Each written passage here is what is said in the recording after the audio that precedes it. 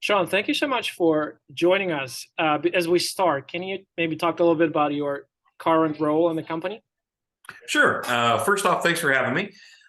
Currently, I'm working with a company called SimSpace, and they make what they call military-grade cyber ranges. Hmm.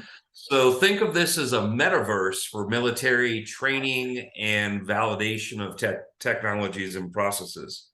So it's currently used by the U.S. Cyber Command, and it's kind of the foundational technology for many of the three-letter agencies that you can't mention without getting abducted in the middle of the night.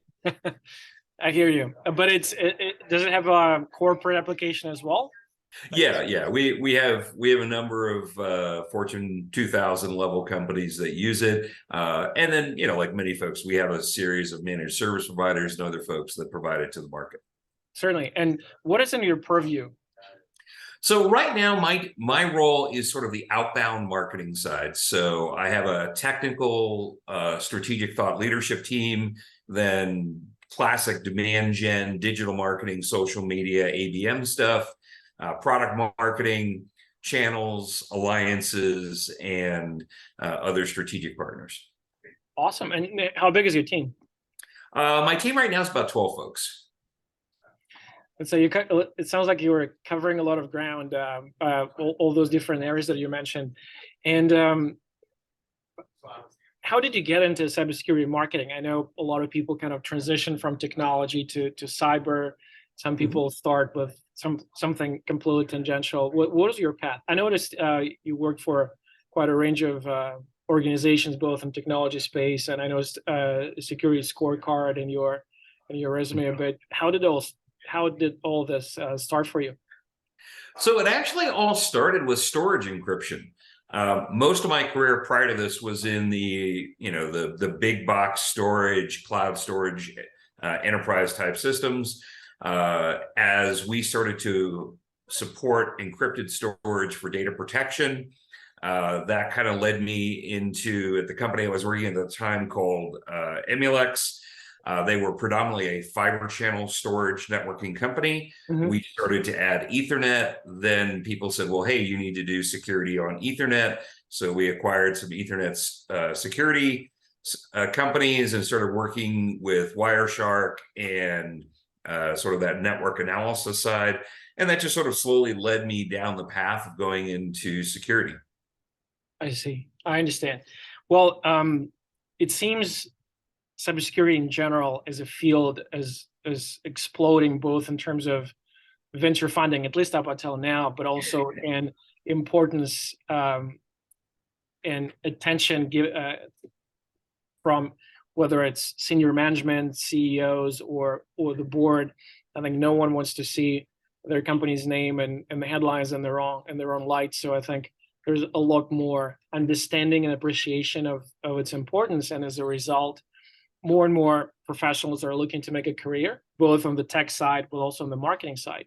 So for someone who's just maybe a more junior professional, or even someone who's maybe still in college, but looking to make a career in cybersecurity marketing, from kind of your vantage point, what would you recommend they focus on? What will be the top 2-3 venues, top 2-3 things they should focus on as they're kind of figuring things out and deciding their career path?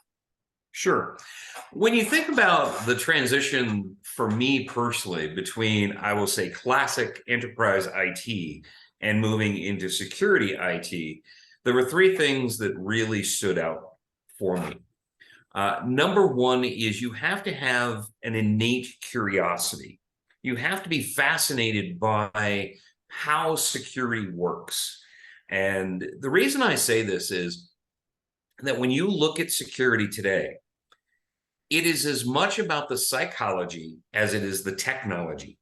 If you look at what are the leading reasons that hackers get in, it's mistakes by human beings. I clicked on something.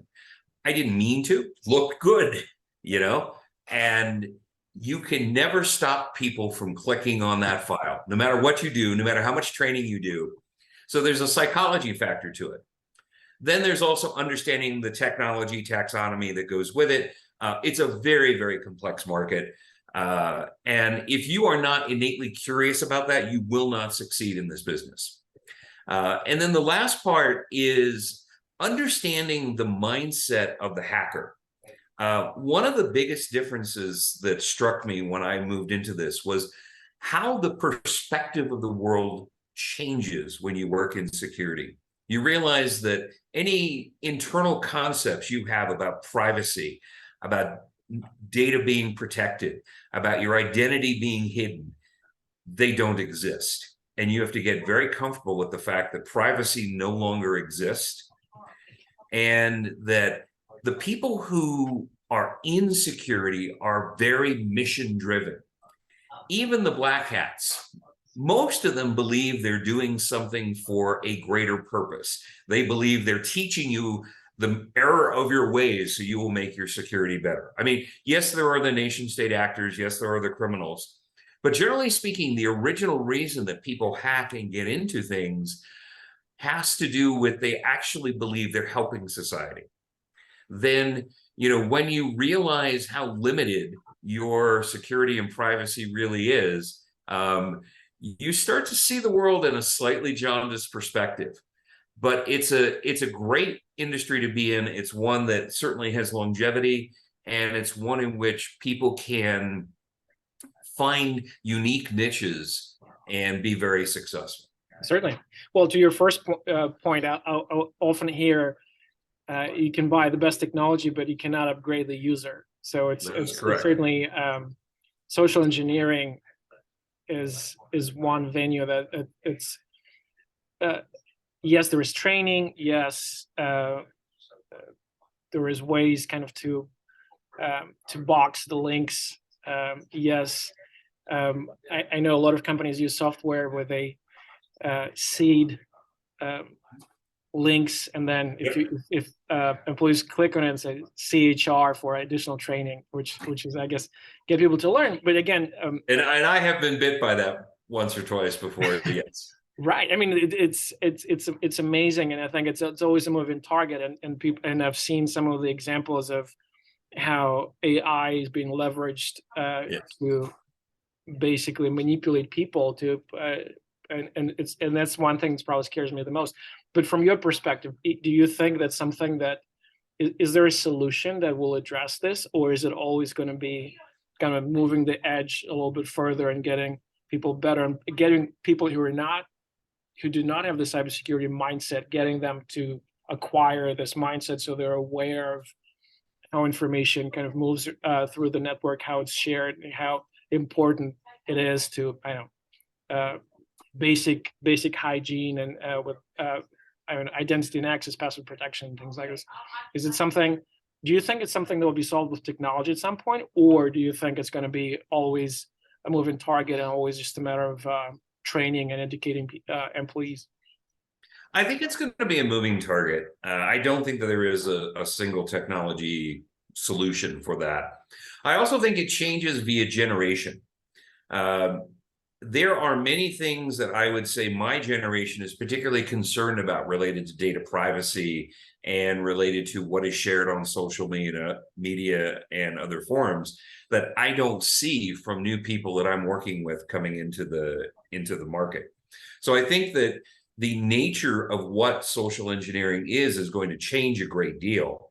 I also think that the next generation continues to show a higher degree of savvy and understanding of where the risks inherently lie in security, because they've grown up with technology in a different way. It is an integral part of their life versus a work tool or a tangential tool they use. Certainly. Switching gears a little bit, I know kind of cybersecurity marketing and marketing in general, I think it's a moving target in itself. It seems like every now and then there is a new theme that emerges that kind of captures everyone's attention. A few years back, it was inbound that was kind of popularized by HubSpot. Sure. And then people soon realized that inbound is great, but it converts at about 0.001%. So they realized it's not enough. Then outbound and using all sorts of email scheduling tools like Outreach and Salesloft and whatnot was kind of and using cadences Sure. and drip campaigns or whatnot was the answer to everyone's problems, and it worked for a while until people realized that yes, there was kind of the novelty wears off, and there's only so much you can squeeze out of this. Then it was live events, then was webinars. So right now, what's working for you right now? So right now, believe it or not, it's driving intent triggers. So we use 6sense as our ABM platform, and whether you use demand base or whatever, but it's really shifting the nature of marketing and the outbound outreach that you use to create intent signals. It's not enough to do the shotgun. It's not enough to have a super focused ideal customer profile. It's about having better understanding of what's the difference in the behavior of the human being during a purchase and research cycle versus a education and curiosity cycle.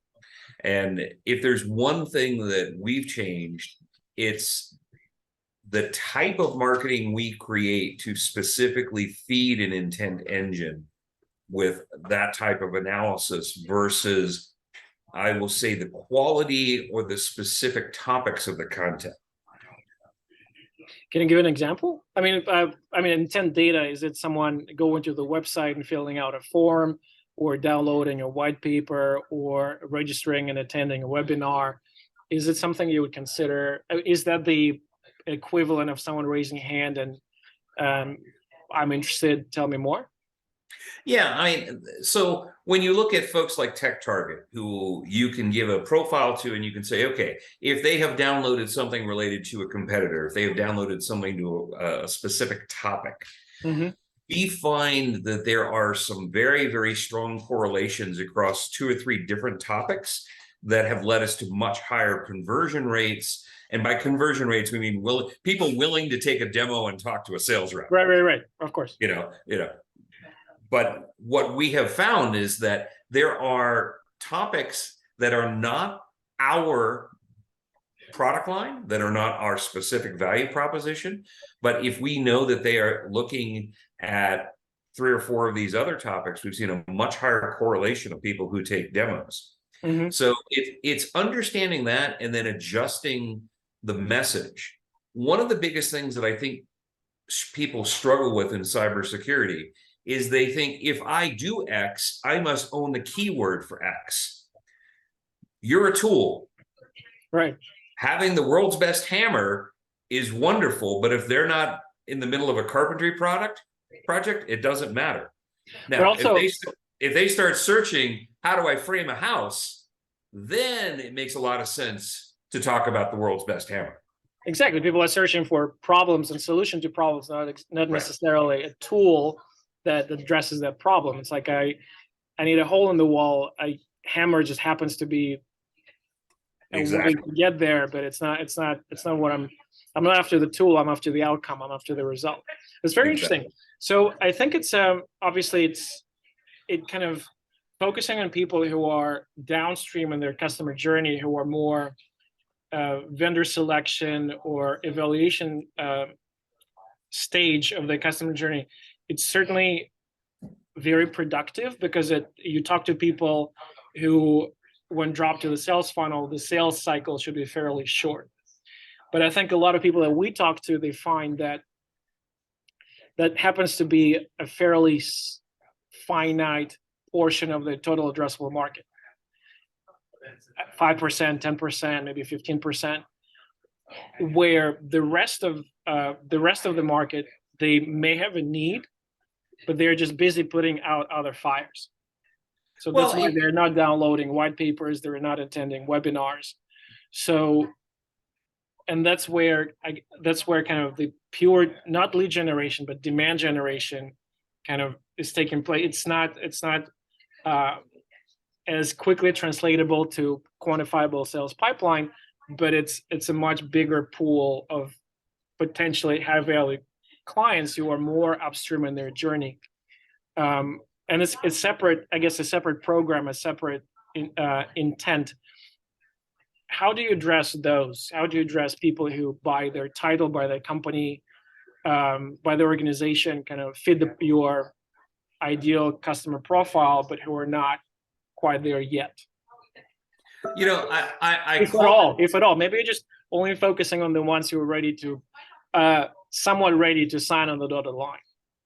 Well, part of what you have to do is look at what are the triggers for it. And I call it the New Year's resolution effect. Is every gym on the planet knows their membership's going to go up in January. And they're gonna sell a bunch of stuff, and by February the gym's going to be clear because most of those people have gotten over it, and those who normally go to the gym go to the gym. Mm-hmm. But you have to look at the triggers. So when you think about cybersecurity, what are the triggers? Unfortunately, did they get breached? You don't ever want to be an ambulance chaser, but it does change the dynamics inside an organization to look at their security stack, their processes, or their leadership. Average tenure for a CISO is about 18 months. Every time they move, there's two new opportunities created, where they're going and where they left. Because odds are whoever came in is going to do that. The next is working with partners who understand when contracts end. You can have the best tool in the world, but if they've got 18 months left on that contract, they're not going to talk to you. M&A, wherever you see M&A, that's going to be a buying signal because they're going to have to consolidate and integrate those security stacks. And there's a series of those things that we look at. If you look at our overall database that we have in various stages of nurture, generally speaking, there are only 10 to 13% that are in trigger mode, where something has occurred that has now forced them to be part of that.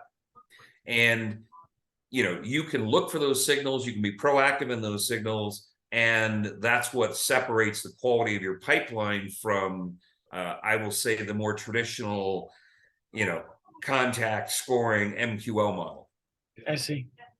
So again, it goes back to something changed either with a person, they moved from company A to company B, or something changed in the organization, they're going through an acquisition, or there was some sort of external event that changes their reality in a way that makes them more receptive to your messaging, that makes them more likely to be interested in the solution, to take a demo. Correct. Awesome. Imagine you have a crystal ball and you can see into the future, 6 months from now, 12 months from now, kind of continuing with this theme. Sure. What do you think cybersecurity marketers will be excited about? What kind of tools, channels, approaches will be top of mind for cybersecurity marketers? I mean, 6 months from now, 12 months. It could be some of the existing themes, or maybe something emergent or completely new. What do you think? What are the kind of top 3 things that will keep people excited? Well, not to be doom and gloom, but I think that we are going to face a more challenging economic environment going forward. And I think the single biggest tool in the cybersecurity marketing arsenal is consolidation. According to our friends at Gartner, the top 25% of enterprises have something north of 60 products in their security stack. And as we see what I call the platformication of security, CrowdStrike, SentinelOne, Palo Alto, Cisco, they're constantly adding products in. And if they add a feature that is free in that platform and it can take out a boutique, standalone, bespoke product, they'll do that, even if it's not at 100% as good. So you need to know, is there a platform that can consolidate you out?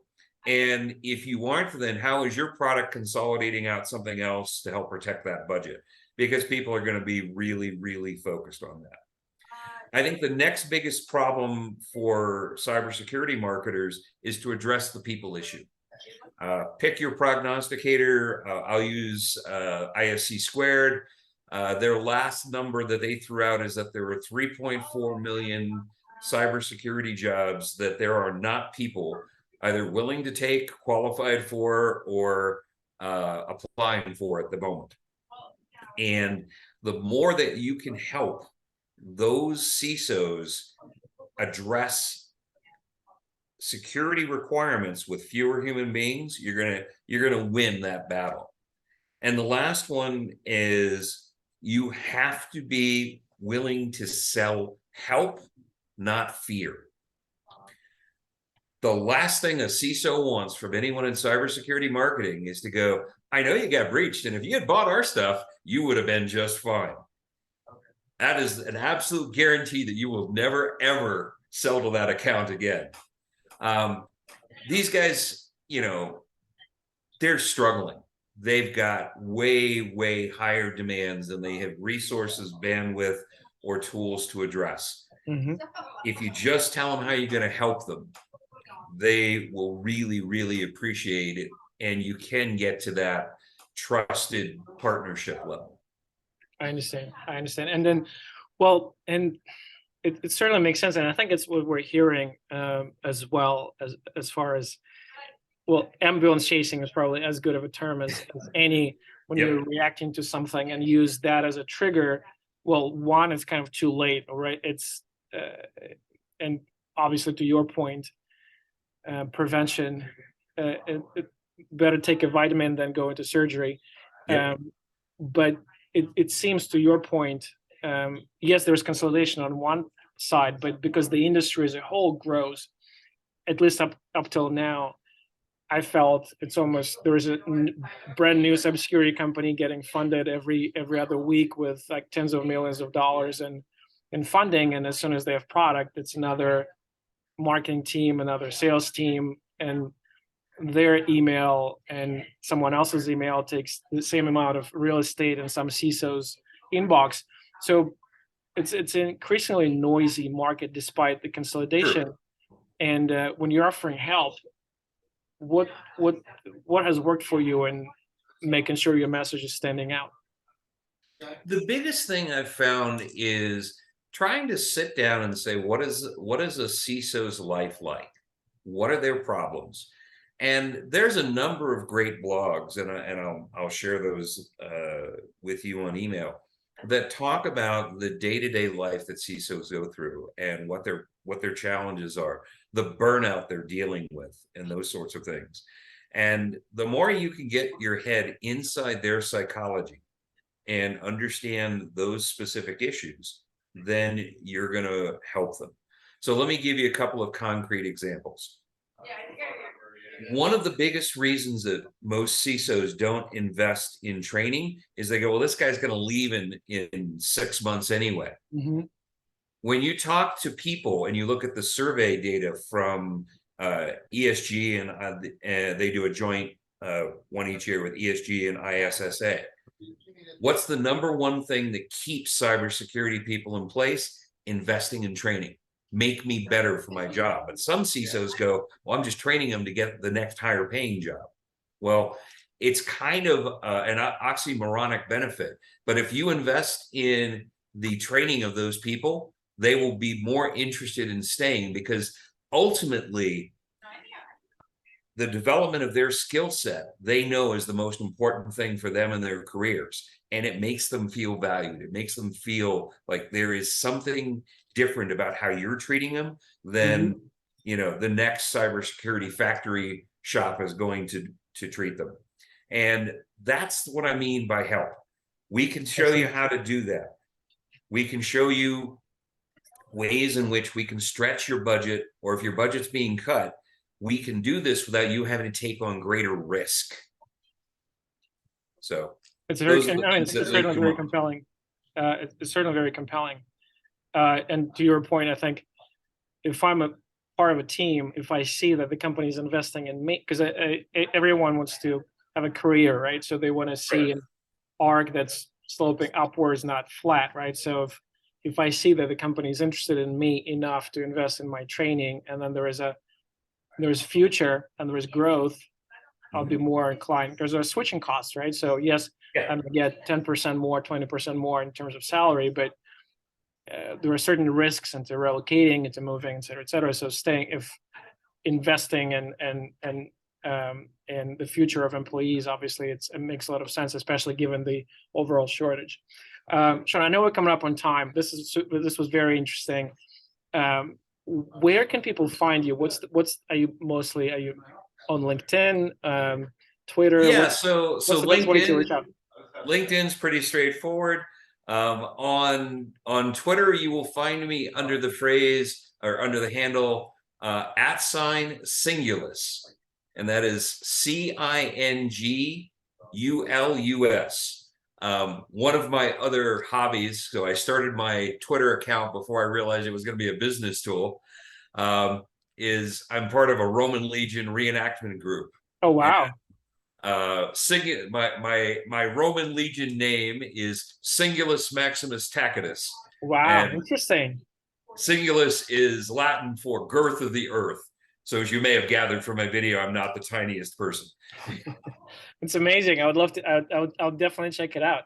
Well, Shaun, I know this was awesome. Thank you so much for taking your time. This was great. I really enjoyed it. My pleasure. Talk to you later.